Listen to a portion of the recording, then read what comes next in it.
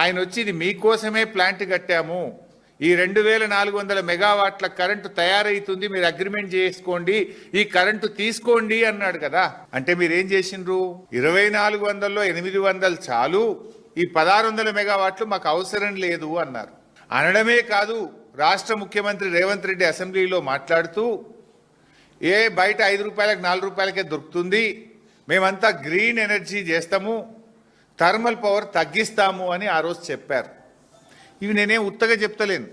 ఇది కాంగ్రెస్ ప్రభుత్వం అసెంబ్లీలో పెట్టినటువంటి తెలంగాణ స్టేట్ పవర్ సెక్టార్ మీద white paper on power sector. ఇది కాంగ్రెస్ ప్రభుత్వం అసెంబ్లీలో పెట్టిన డాక్యుమెంట్. ఇది శాసనసభకు చెప్పిన మాట. ఇందులో ఏం చెప్పారు? శాసనసభకు చెప్పినప్పుడు పేజ్ నంబర్ 6లో reduction of technical minimum of thermal power stations from current 60% capacity to 40% by year 2026. ఈనాడు థర్మల్ విద్యుత్ ఉత్పత్తి రాష్ట్రంలో 60% ఉంది, 2026 నాటికి 40% తగ్గించుకుంటాము అని మీ కాంగ్రెస్ ప్రభుత్వం, మీరు బట్టి విక్రమార్క గారే ఇది అసెంబ్లీలో పెట్టిన డాక్యుమెంట్.